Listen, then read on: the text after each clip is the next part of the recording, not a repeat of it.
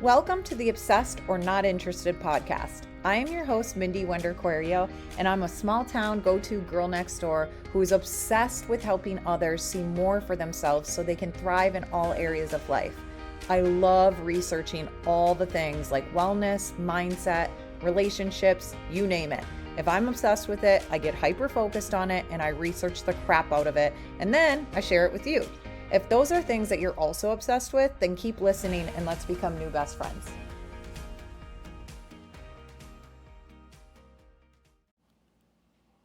I have the craziest story for you, and I don't even know if you'll be interested or not, but I'm going to tell you about it anyway because this is my life and I just have to tell you this. Something that is part of my personality is I seek justice.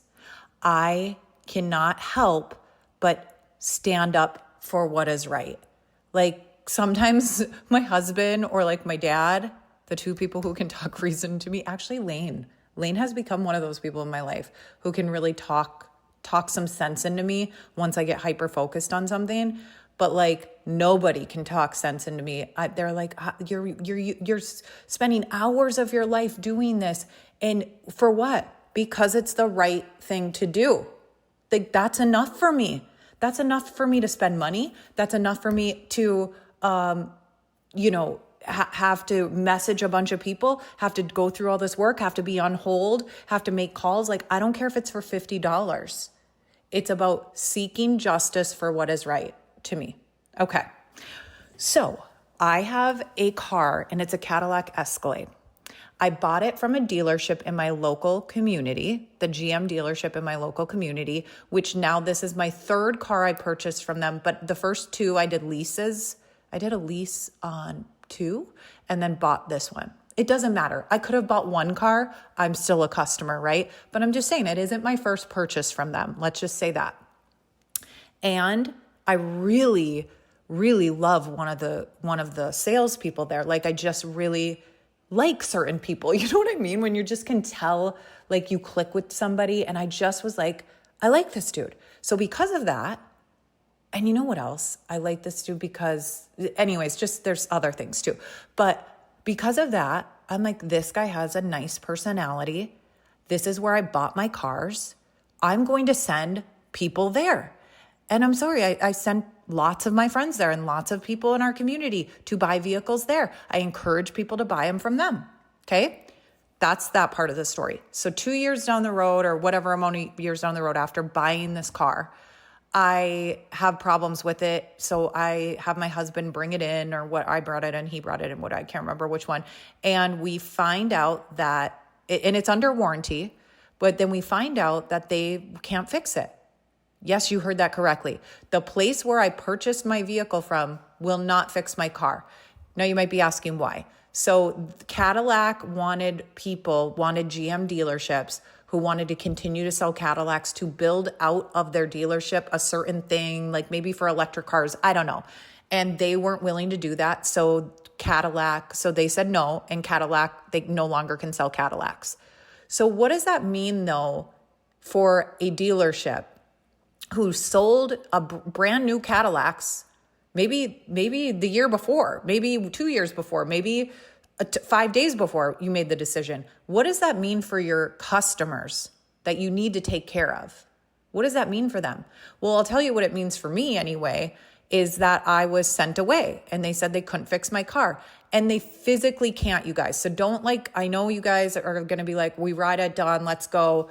They really cannot do Cadillac warranty work from my understanding, and if maybe somebody on here knows more, but from my understanding, I agree with them, the dealership.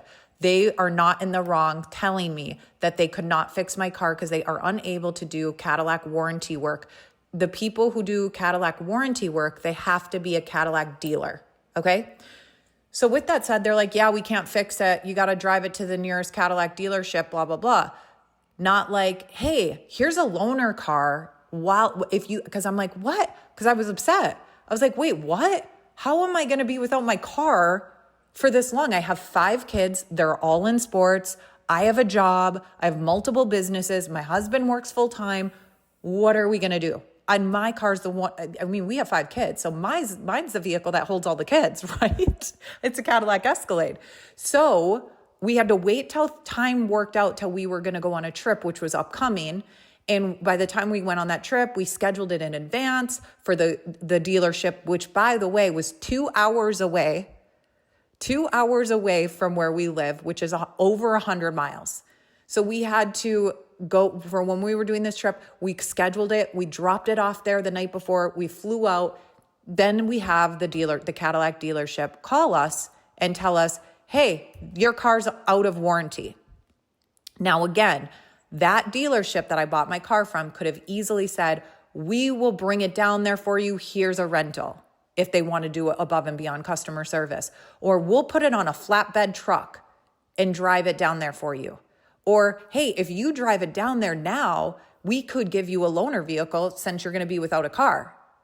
There's so many things that could have been done customer service-wise for them to take care of us. Or, and I don't know if this is possible, but for me, I'd be like, well, what's going to happen to my past customer who bought Cadillac, guys? Like, if I can't service their vehicles and I took their money, I'm the one that took their money when they bought the vehicle from me, what is going to happen to my customers? And work something out with Cadillac to say, can I do warranty work for Cadillacs just for the people who purchase from us until obviously they get new vehicles or whatever. And then we won't sell many more Cadillacs because we can't. There's just GM, you don't make sense. Cadillac, you don't make sense. The dealership in my local community, none of it makes sense. But you know why it doesn't make sense? Because they don't care. Once they have your money, people don't care anymore. That's what I've realized. And I get that. And you have to accept that, but I don't care. We ride at dawn. I'm still going to seek justice. I'm still going to talk about it. And I'm still going to try to get this taken care of, because why should I be out when it's not my fault? So keep listening. Hang on. I'm getting ahead of myself. Let's go back. So I get a call when I'm out of town saying they can't fix my car because it's out of warranty. And I'm like, no. Not only is my car under warranty fully up to 100,000 miles, but in addition, the dealership gave me an additional warranty that is lifetime. That was part of the deal when I bought from them, that they gave me a lifetime warranty and made me feel the warm and fuzzies, right? That's what sealed the deal with my purchase.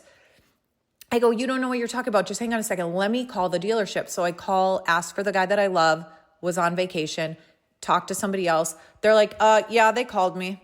Yeah, it's not under warranty.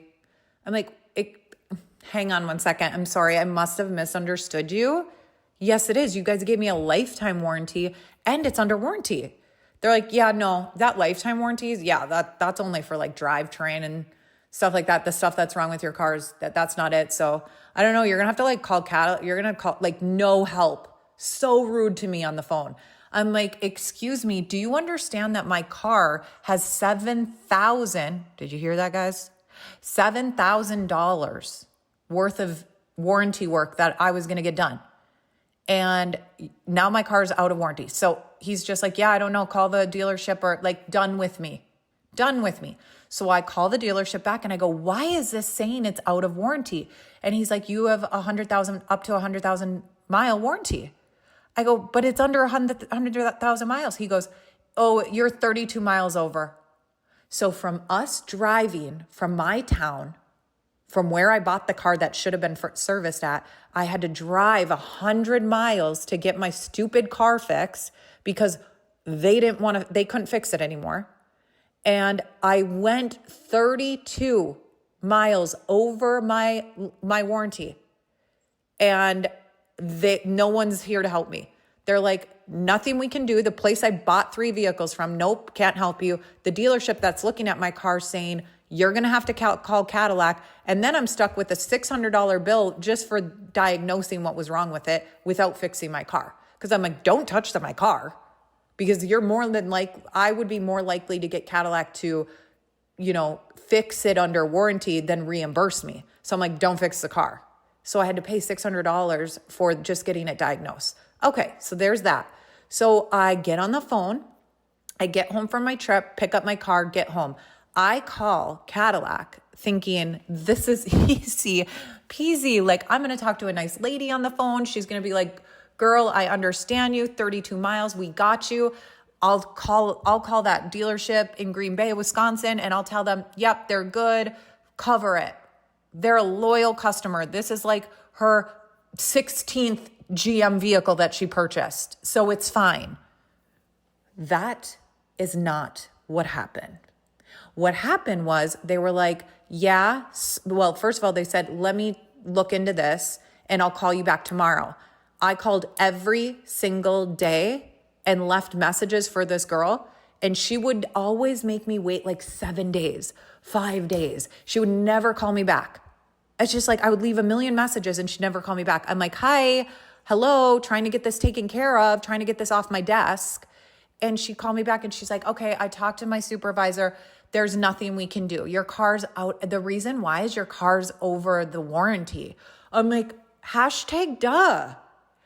And then I'd have to explain the whole situation again to her, saying, I bought the vehicle here and then I had to drive 100 miles and I was only 32 miles over. But the reason I was 32 miles over is because no fault of my own, I had to drive 100 miles. I had to say this story over and over and over every single day for like months. So I'd explain the story to her. She goes, oh yeah, I understand that. Let me see what I can do. So she'd go and tell again. Let me see what I can do. Go and tell again. And every single time, usually every 5 to 7 days, she'd come back and I would get denied, not only for making an exception for my situation. Cadillac would deny me to make this exception for 32 miles over. But more than that, guess what else? They would deny me any cost assistance or any points. I don't know what points do, but I don't want the points anyway, but they would deny me the points. I'm like, points for what? A car wash? Like, what are we doing points for? Anyway, I digress. So I call and, can I speak to your supervisor? Can I speak to your supervisor? Can I speak to your supervisor? And this went on and on, guys. This was end of January. We're in April now. We still have no conclusion, but there's more to the story. So I'm like upset, stressed. I'm like, what can we do? So the dealership that I did not purchase it from said, well, hey, if you bought a new vehicle from us, we'd give you full trade-in value for that car and you could purchase a new vehicle. So that got my wheels turning. Is that the Mindy Wender that seeks justice? No, that's the Mindy Wender that's tired. They beat me down. And this is what they do. They know I have been calling. They know I've been doing all this stuff. They all know this stuff because the Cadillac people would call the dealership every single time to see if they could. They're like, that's up to the dealership. I'm like, how is this up to the dealership? Like I was tapping my forehead. Can you hear that? Tapping my forehead to lower my cortisone levels because I'm like, how does no one understand this? Right? So that dealership, who I am not loyal to whatsoever, it was just I had to go to them, right, to fix my car. They were going to offer me full trade-in value, which, just so you know, full trade-in value was over $31,000. They were going to offer me that or whatever. So I'm like, tell my husband, call up the guy who I love, who just loves me. He loves me. He wants to help me. I bought these vehicles. Like they love me there. This is how I think about everyone. I think everyone loves me, guys. It is my toxic trait. Is I'm like, no, my gosh, I'm their best friend. They totally want to help me. I see the good in people, okay?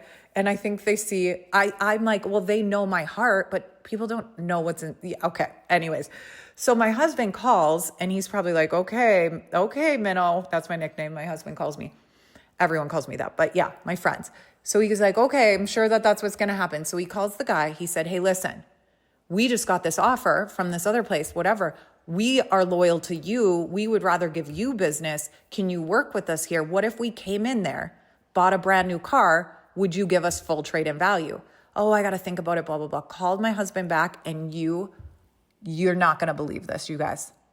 You are not going to believe this. He calls my husband back. My bestie, right? The person who has been loyal to, bought multiple cars from, calls my husband back and says, we'll give her $20,000. Let that sink in. Let that sink in. So I have just spent every single day hours on the phone with Cadillac, who's denying me even points.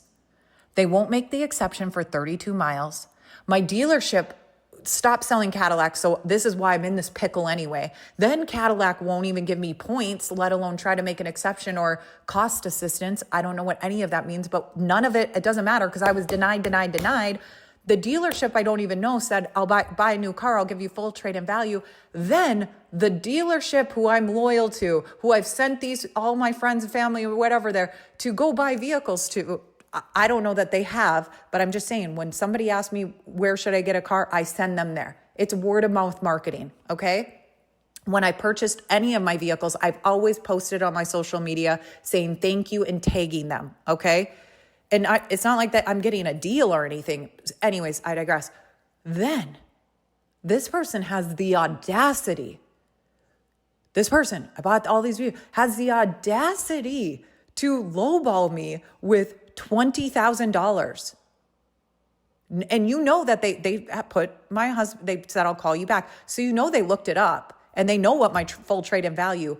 You know what that message sent to me? It said, they don't want to deal with me. They're done with me. Maybe I'm a headache. So remember, I thought everyone loved me. They don't want to deal with me. And there's certain things behind the scenes that I believe, I'll just tell you the tea. So you guys follow me on social media. You might have seen this, but my daughter's special needs program, and this is just a speculation and just my opinion.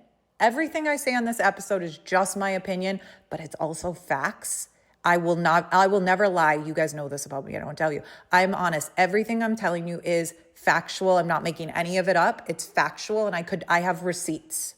Not that you guys think I'm lying, but this is just my opinion of why I think maybe people from there might not be fond of me, is because my daughter's special needs program at her school, and it was there for 10 plus years. 10 years. I don't want to say plus. Okay. I think it was just 10 years. It was at this school where my daughter went, and it's separate from the school, but it's at this school. They it's two separate things, but this is where the special needs kids go at this school. Okay. In the special classroom. This is where Lily, my daughter with autism, went. And I find out that after 10 years, this school is essentially kicking out the special needs program and making them find a new home.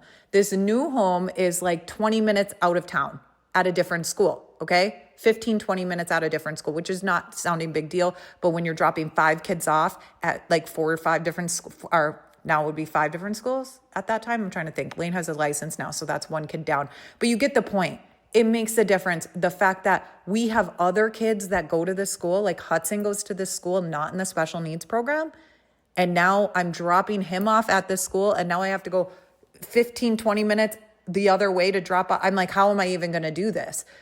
And the point is not even that. The point is this, justice.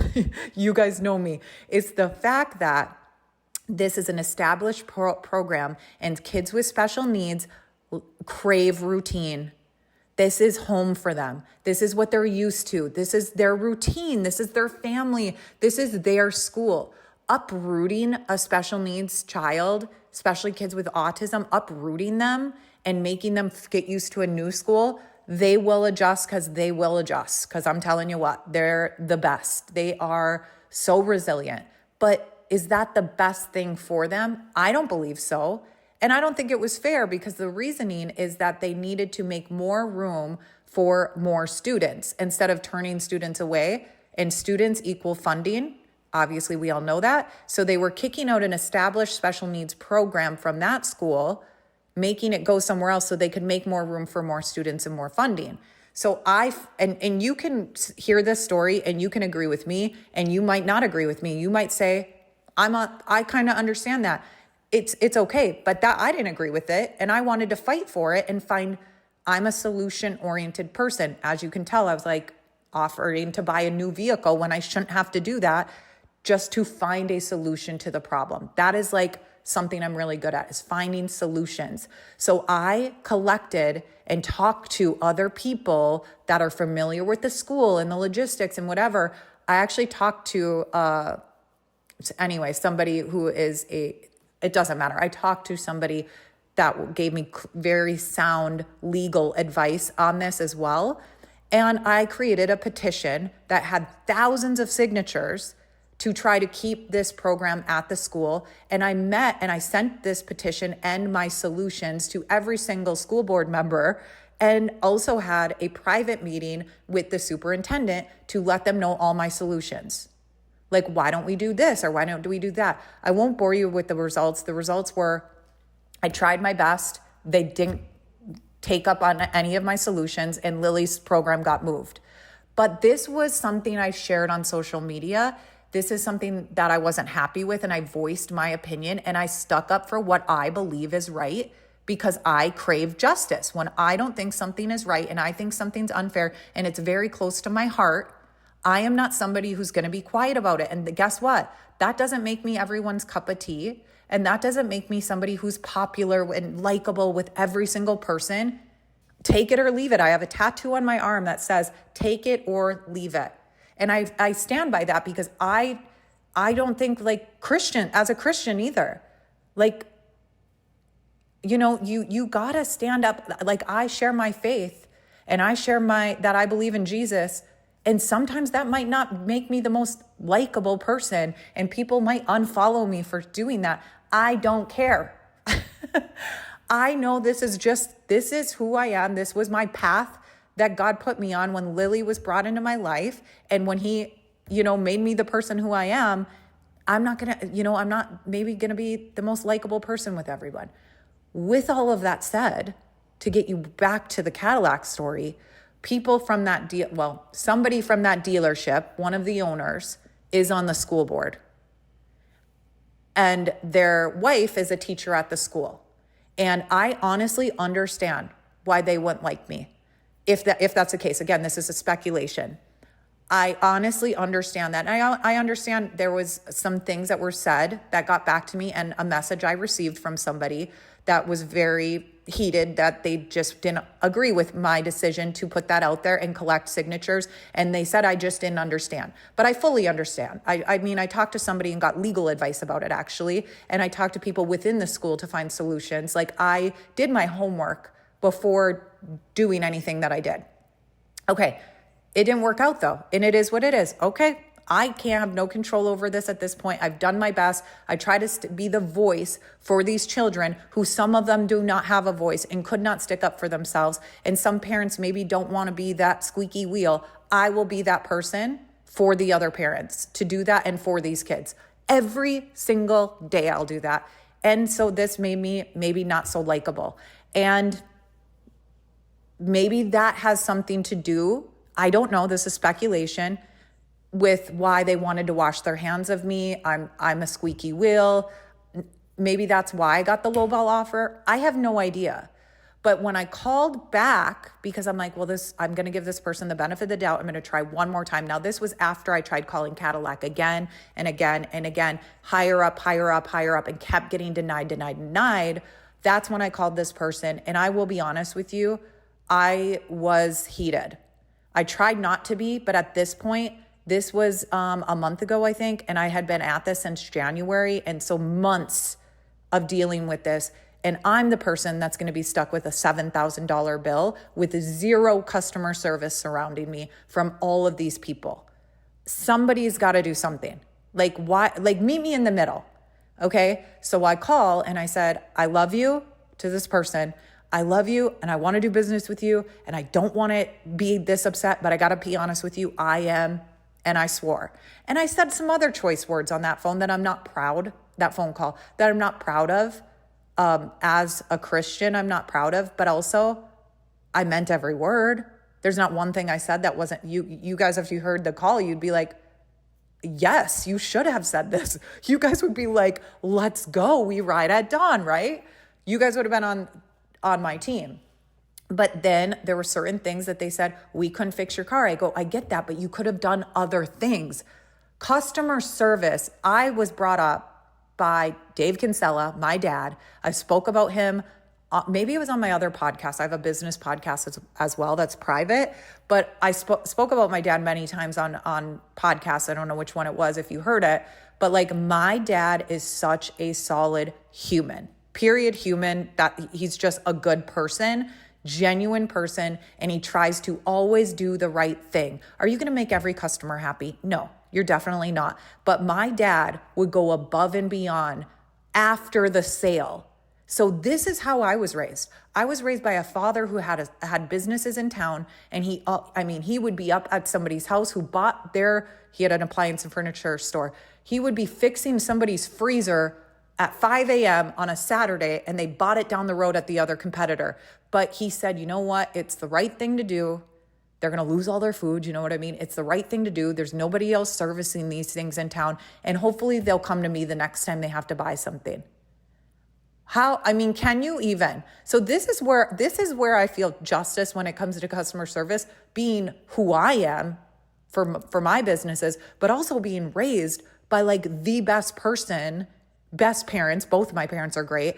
And it's like how he took care of his customers in business. That's what I expect from other people. And that's my problem. My expectations are far too high for this place and for a lot of places, honestly. Customer service is just not a thing anymore. No one cares once they got your money. I call and I say these things. I'm like, you should have done X, Y, and Z. They're like, we go back and forth. Then he starts to tell me, that's not how sales work. If you go buy a piece of lumber down the street at the lumber yard, that person isn't getting full commission. Knowing damn well, I've been in business for 15 years in sales, one of the top sales people in my company, raised by somebody in sales, like literally talking to me like a second grader, condescending. I'm like, you're joking. So that got me even more mad. I'm like, this is laughable conversation. I've been in business for 15 years. You're trying to explain to me how commission works? Like, take a walk. No. Take a seat. It's a no. It was giving ick. So I finally was like, okay, I'm pulling up to my kid's school. One of my kids was sick. I had to pick him up from school. I go, okay, I can't keep going on this conversation. It's literally a dead end. I'm going to give you one last chance. Can you guys believe me? Don't you want to just shake me and be like, why? I'm like, can I come buy a new vehicle from you? I say this, I'm embarrassed. But I say, can I come buy a new vehicle from you? And you give me full trade-in value. My husband told me you said 20,000, and I'm telling you right now, we both know that's a slap in the face. That is disgustingly a lowball offer, and it's a slap in the face. And I gave him one. I'm like, just let me know. And he comes back. He goes, no, that's my final offer. I go, so that's it. Before I walk in my kid's school, I just want to let you know. I just want to ask you, that's your final offer, and there's nothing you're willing to do to help us.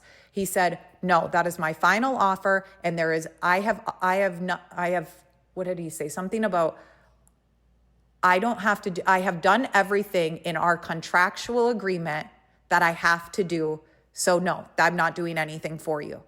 And don't quote me on this, but basically he was saying, in my contract between you and I've done everything I had to do. I'm washing my hands of you, and I will not come up on that trade-in value. We're done. And I said, okay, cool. And I said, just so you know, I will be sharing my situation on social media because I need to have Cadillac's eyeballs, GM's eyeballs on this. And I want to save people. Like, you know me, it is my obligation to share this story in my situation so somebody doesn't go and buy a vehicle from this dealership or Cadillac and GM because they're not going to get any customer service. I'm calling a spade, people. I'm doing the Lord's work. If you don't like it, then step up. If this makes you uncomfy, step up your game so I can share the good. Am I wrong? So I share about it on social media, and it gets all these comments from people sharing how they had similar, I can't make it up, how they had very similar situations or experiences at this place. And I won't go into detail about that because that's not what it's about. What this is about, let's get to what Cadillac has done past that. So anyways, there was, small town drama, but there was a point that there was things said, like, you can't be friends with her anymore. Like, literally, you could tell it's a small town when people literally are 40 years old saying that. Like, again, it's giving ick. It doesn't bother me. I mean, literally, I have a social media presence for 15 years. That is like the nicest of the things that I've heard, like the craziest people that I've heard things from. So it's like, whatever, bless and release. It'll all blow over. It's a small town. Don't care. I care as in I did my job. I did the Lord's work, shared my situation. I didn't want to even do it. That's why I gave that extra chance. Please, please let me buy a new car from you. Still, it's a no. And I didn't want to do that because I don't want to deal with the anxiety and the drama, and I don't do well with confrontation and all that stuff. But again, it's part of my personality that I'm going to seek justice and share. So now fast forward to recent events. Back in January, I filed with the Attorney General a complaint against this whole situation. They finally just got back to me this week, you guys. And I swear I'm wrapping this up. They got back to me this week, and guess what? They said to me that, I can't. They said, so no, Cadillac has denied me, right? For how many months since January? Denied. They can't do anything. And they promised me up and down, their hands are tied. They can't do anything. It's literally, they can do nothing. Now the Attorney General writes Cadillac, and guess what they offered me? They're like, we can't make the exception to cover the costs of your car, but we can offer you $2,000 off the sale of a brand new car. So literally a week ago, the guy who makes decisions was on the phone with my husband saying, we're done. They point the finger at the dealership. Cadillac, every single time I talk to a supervisor, tells me that it's the dealership's fault. Then the dealership points the finger at Cadillac. Like, it is insanity. But Cadillac swears up and down it's the dealership that should have done something for me. I'm like, oh my God, I can't even make this up. So Cadillac that says they can't do nothing. Now the Attorney General, state of Michigan, writes them and says they'll give me $2,000. So the Attorney General writes me and asks me if I'm happy with this. And I'm like, are you serious? I'm like, okay, obviously I wrote a very professional response back, but I just said, no, I'm not just talking friend to friend here. What I basically said was, no, I'm not happy with this. I have $7,000 worth of warranty work to be done. And they're offering me to go buy a new car, a GM at that, after experiencing all this awful customer service. They want me to go buy a new car and they'll give me $2,000 off. Like, I mean, I could walk into a dealership and get a deal off a car like that. Like $2,000 off you're giving me? Give me a break. And you know what it is? Even if my car had $2,000 worth of warranty work to be done, and they said they would give me $2,000 off a new car, it's still, I seek justice. You aren't doing the right thing. 32 miles over. 32 miles over. This is what I'm talking about. How I can't help but seek justice. Okay. So then they write me, the Attorney General of state of Michigan, whatever, writes me a message from the dealership. And the dealership, you guys, it was so embarrassing on their end. The dealership isn't going to do anything. Let's be honest. They don't care. They don't care. It's like, they're done with me. They're washing my hands of me. This post will go away. People in the small town will forget. They're fine. They do not care. Trust me. They're never doing one thing for me. They didn't like me before this, as we already kind of established. In my opinion, they didn't. So they write that I have not been a loyal customer. I have not been a loyal customer. So you're not loyal buying one vehicle, but many, for sure not. So I have not been a loyal customer to them.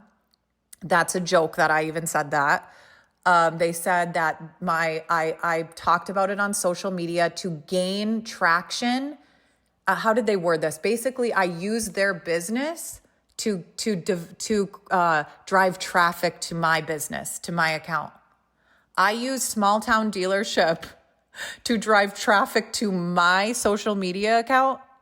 Are you guys I'm not I'm very humble, but I have more traffic on my account than they'll ever have in their entire business career. What are they talking about? I've been running a business that's solely on social media actually helping business owners how to run a business on social media for 15 years. I read that. I'm like, I'm embarrassed for you. Oh my God. It was cute. It was cute, but like also embarrassing for them. Like, I can't believe that they actually put that in writing to the Attorney General's office. Yeah, I wanted to use your dealership Facebook page that I didn't even name or tag because I was trying to be like a little bit discreet for their sake. Because why I was posting it, guys, was to get Cadillac's attention, but also they were part of the story. So it was involved. And like, honestly, if they would have just responded saying, I understand her concerns and I understand that whatever, our hands were tied, we couldn't warranty that Cadillac, but blah, blah, blah. That would have been good customer service. That would have been somebody who takes responsibility for their actions. And that would have been something that I actually would have shared on social media saying that I respect that they took accountability and said that. But this response was literally so embarrassing for them. They said more too, but anyways. So that's where I'm at. What do you guys think? Let me know. Let me know what you think of this episode. Let me know what you do. Leave a comment, write me on Instagram, like whatever. I got to know what you guys would do. I got to know if I'm the only person who's like this. I want to know what you would do if you're in my position. And like, what do I do moving forward? Do I take the $2,000 and it's only good for 1 year? I have to buy a car from them, a GM Cadillac vehicle from them, from some dealership. I don't have to buy it from that one, any GM dealership, but I'm saying I would have to have a GM car again. Definitely not a Cadillac. Let's be honest. But what do I do? And it's only good for a year. Would you go buy the car? Side note about me is I just know this. Okay. I'm obsessed with Dave Ramsey. He says, don't buy a new car because the moment you drive that new car off the lot, it loses its value by 20% or more. So my thing is just buy 1 year used or 2 year used with low miles and having one owner and get a certified do something like that. I don't know. I just think it's so, I don't know. What do you guys think? I just don't see myself going and buying this new car and I could keep this car. And by the way, we are figuring out the warranty thing is never going to happen. Well, I shouldn't say never. Maybe if you guys share this episode all over your social medias and tag Cadillac and tag GM, and no, I'm not going to say the dealership name because I don't want that to happen to them. But tag GM and tag Cadillac, maybe, just maybe, Cadillac will finally do something, but I doubt it. I think that I'm just going to have my dad's a mechanic and my husband's great, with all that kind of stuff too. I think I'm just going to fix it myself and it will probably be a fraction of the cost. Like, this is what I'm saying though about the customer service at that dealership. We know what's wrong with my car isn't $7,000. Like, actually, I know that for a fact because my dad's priced it out.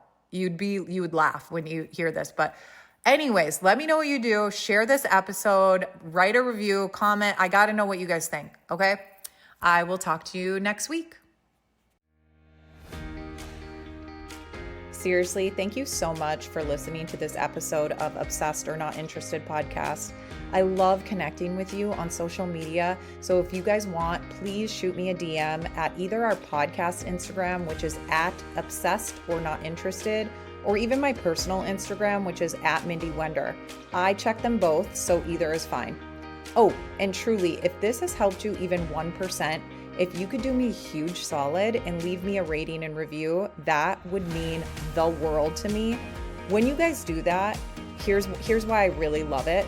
It's because it helps the podcast be able to reach more women who want and need this. So truly, that is like the best compliment you could ever give me, is just leaving ratings and reviews for this podcast. Anything that I talked about in today's episode, any links or resources, you will find that in the show notes. Thank you for listening to today. Can't wait to chat more in the DMs, and don't forget to tune in next Tuesday.